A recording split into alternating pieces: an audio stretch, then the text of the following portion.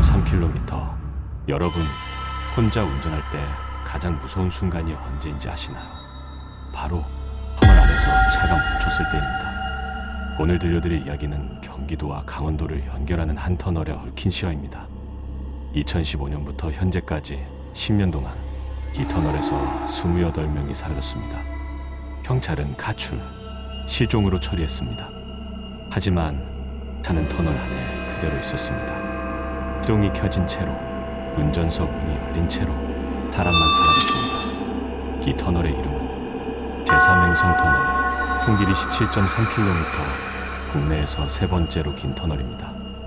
그리고 이 터널에는 절대 가면 안 되는 구간이 있습니다. 2015년 11월 12일 오후 7시 24분, 김태영 씨, 42세, 서울에서 강릉으로 출장을 가던 중이었습니다.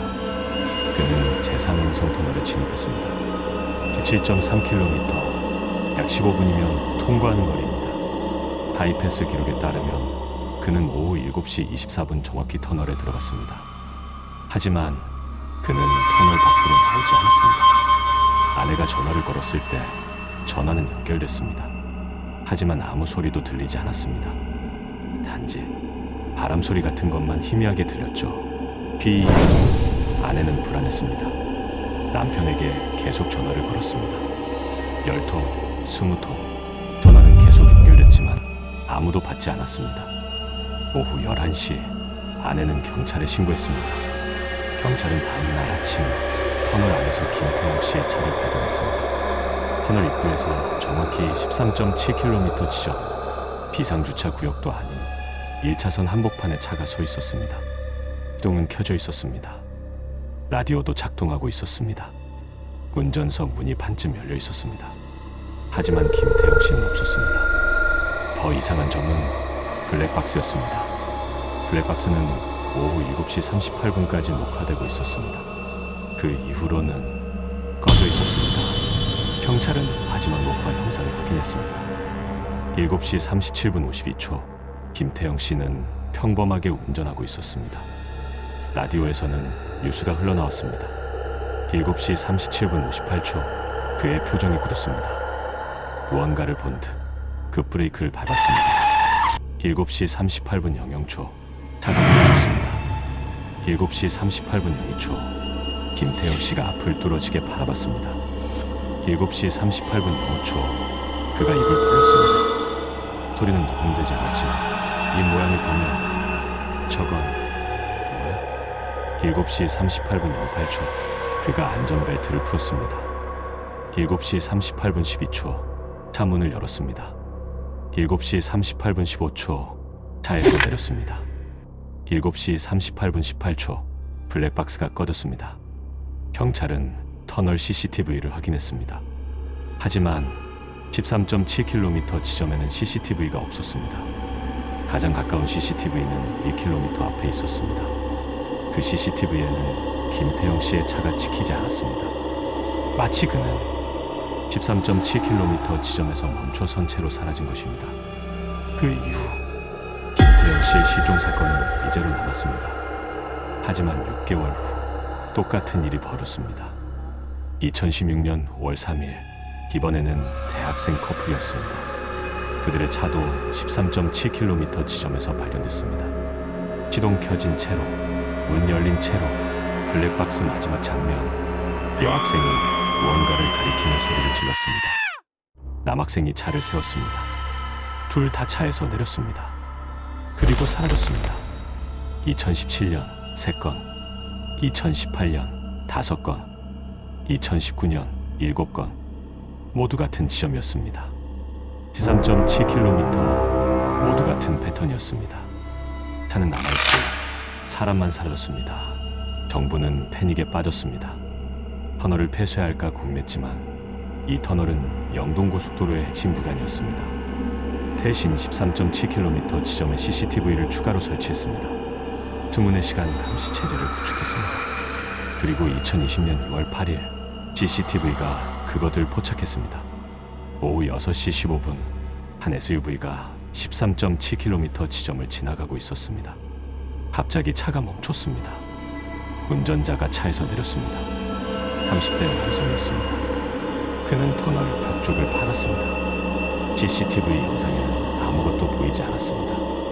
하지만 그 남자는 분명 무언가를 보고 있었습니다. 그는 천천히 벽 쪽으로 걸었습니다. 그리고 벽에 손을 댔습니다. 순간 화면이 치직거렸습니다. 의지가 심해졌습니다. 2초 후 화면이 복구됐을 때 남자는 사라지고 없었습니다. 다만 덩그러니 남아있었습니다. 관제센터는 즉시 순찰차를 출동시켰습니다.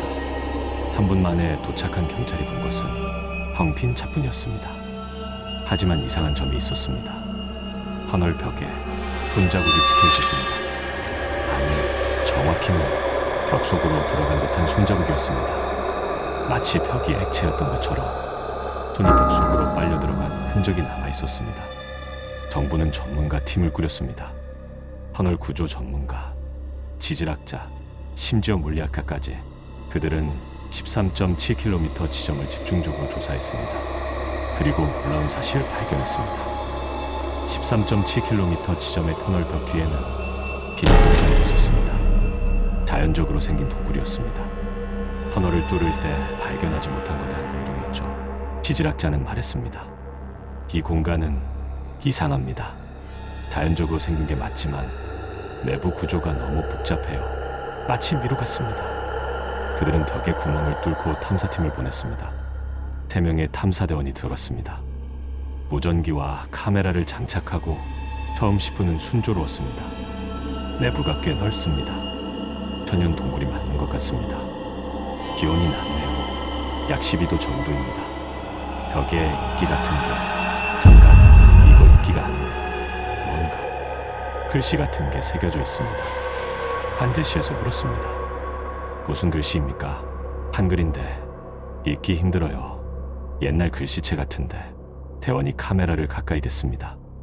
화면에 글씨가 나타났습니다. 들어오지 마. 나가라. 여기는 그들의 것이다. 벽 전체에 경고문이 빼곡히 새겨져 있었습니다. 누가 이걸 새긴 거죠? 그때였습니다. 대원 중 한 명이 소리쳤습니다. 이것 좀 보세요. 카메라가 바닥을 비췄습니다. 바닥에는 옷가지들이 흩어져 있었습니다. 신발, 가방, 지갑 모두 실종자들의 것이었습니다. 이런, 여기 사람들이. 대원이 더 깊숙이 들어갔습니다. 그리고 그들은 발견했습니다. 동굴 깊숙한 곳에 수십 개의 빛나는 눈동자를. 저건 뭡니까? 무전기에서 비명이 터졌습니다. 카메라가 흔들렸습니다. 달리는 발소리, 거친 숨소리. 나가, 빨리. 화면이 계속 흔들렸습니다. 관제실에서는 아무것도 볼 수 없었습니다. 그리고 무전이 끊겼습니다. 완전한 침묵. 2시간 후 구조대가 동굴에 들어갔습니다. 10명의 대원이 중무장을 하고 들어갔습니다. 하지만 그들이 발견한 것은 탐사대원 1명뿐이었습니다.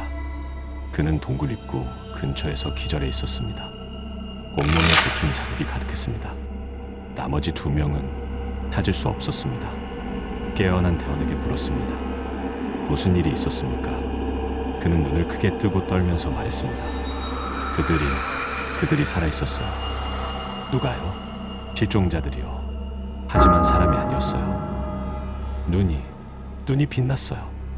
그리고 그는 더 이상 말하지 못했습니다. 정신을 잃었습니다.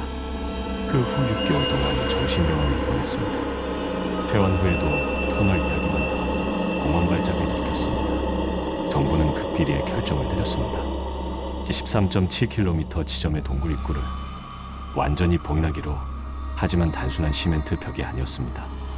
특수 강화 콘크리트, 철근 구조물, 그리고 이상한 것이 추가됐습니다.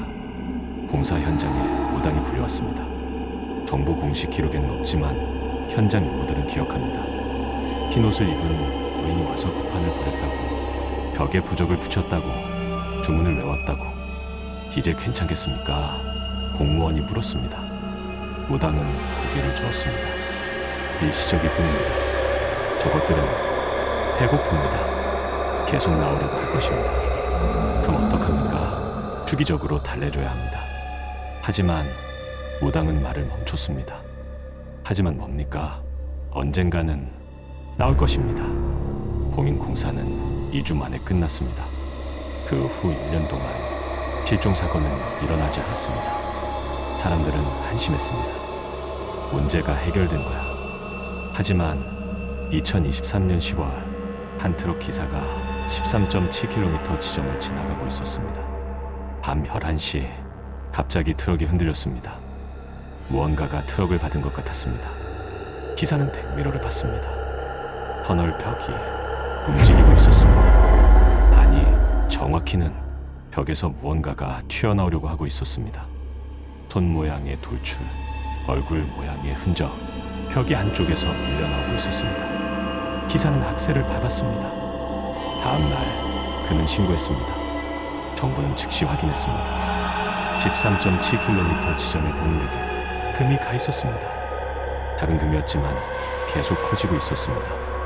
지금도 그 금은 조금씩 벌어지고 있습니다. 정부는 이를 극비로 하고 있습니다. 주기적으로 보수 공사를 하고 있지만 현장 인부들은 말합니다. 공사할 때마다 벽 뒤에서 소리가 들린다고. 쿵, 쿵, 쿵 두드리는 소리. 그리고 가끔 목소리가 들린다고. 나가고 싶어. 여기서 꺼내줘. 너무 오래 갇혀 있었어. 제3행성 터널은 지금도 운영 중입니다. 하루 평균 2만 대의 차량이 지나갑니다. 그들 중 누구도 모릅니다. 13.7km 지점 벽 뒤에 무엇이 있는지, 28명의 실종자들이 어떻게 됐는지, 그리고 그들이 아직도 살아있는지 최근 목격담이 있습니다. 2025년 9월 한 고속버스 기사가 증언했습니다. 13.7km 지점 지나갈 때 벽에 손바닥 자국이 보였어요. 안쪽에서 누가 누른 것처럼 움직이고 있었어요. 정부는 이를 부인했습니다. 하지만 인터넷에는 소문이 돕니다. 13.7km 지점 지나갈 때 차 속도 줄이지 마라. 절대 멈추지 마라. 벽을 보지 마라. 무언가 보여도 무시해라. 그들이 당신을 부를 것이다. 화물차 기사들 사이에서는 이런 말이 있습니다. 13.7km 지나갈 때는 라디오를 꼭 켜라. 그래야 그 소리가 안 들린다. 무슨 소리냐고요? 벽 뒤에서 들려오는 수십, 수백 명의 울음소리. 살려줘. 나가고 싶어. 제발. 여러분, 혹시 영동고속도로를 이용하실 일이 있다면 제3행성 터널을 지나가게 될 겁니다. 터널에 들어가면 입구에서부터 거리 표지판이 보입니다. 1km, 5km, 킬로미터, 그리고 13.7km. 그 지점을 지날 때 절대 차를 세우지 마세요. 절대 속도를 줄이지 마세요. 그리고 무엇보다 절대 벽을 보지 마세요. 만약 당신이 실수로 벽을 봤다면, 그리고 그곳에서 무언가를 발견했다면 이미 늦었습니다. 그들은 당신을 봤습니다. 그들은 당신을 기억할 것입니다. 그리고 언젠가 당신도 13.7km 지점에 멈춰서게 될 것입니다. 지금까지 여러분의 악몽이었습니다. 다음에 더 무서운 이야기로 찾아뵙겠습니다. 구독, 좋아요, 알림 설정 부탁드립니다. 이 이야기는 픽션이며 실제 제3행성 터널과는 무관합니다.